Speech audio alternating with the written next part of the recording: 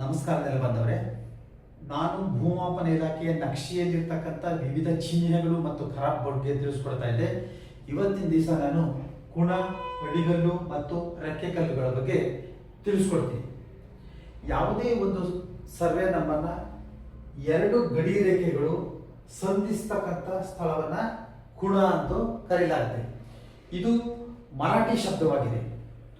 ಮೂಲ ಭೂಮಾಪನ ಸಮಯದಲ್ಲಿ ಈ ಕುಣವನ್ನು ಭದ್ರವಾಗಿ ಕಾಯ್ದಿರಿಸುವ ಸಲುವಾಗಿ ಕುಣಗಳ ಮೇಲೆ ನಿಗದಿತ ಅಳತೆಯ ಕಲ್ಲುಗಳನ್ನ ನೆಡಲಾಗ್ತಾ ಇತ್ತು.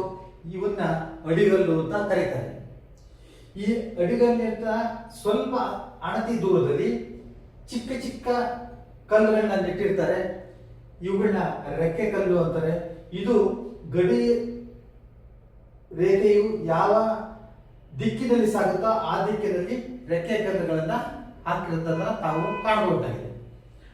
ಯಾವುದೇ ಒಂದು ಸರ್ವೆ ನಂಬರ್ನಲ್ಲಿ ಅಡಿಗಲ್ಲು ಹಾಳಾಗಿದ್ರೆ, ನಾಶವಾಗಿದ್ರೆ ಅಥವಾ ಯಾರೇ ಉದ್ದೇಶಪೂರ್ವಕವಾಗಿ ಕಿತ್ತಾಕಿದ್ರೆ ಭೂಮಾಪನ ಇಲಾಖೆಗೆ ಹದ್ದು ಅಳತೆ ಕೋರಿ ಅರ್ಜಿ ನೀಡಿದರೆ ಸಂಬಂಧಪಟ್ಟಂತಕ್ಕಂಥ ಜಮೀನಿನ ಸುತ್ತಲೂ ಖಾತೆದಾರರಿಗೂ ಮುಂಚಿತವಾಗಿ ಅಳತೆ ದಿನಾಂಕವನ್ನು ನಿಗದಿಪಡಿಸಿ ಅವರಿಗೆಲ್ಲ ನೋಟಿಸ್ ಜಾರಿ ಮಾಡಿ ಅಳತೆ ಮಾಡಿ 10 ವಸ್ತು ಕಲ್ಲುಗಳನ್ನ ಅಥವಾ ಅಡಿಗಲ್ಲುಗಳನ್ನ ಹಾಕಿಸ್ಕೊಳ್ಳಲಾಗುತ್ತೆ.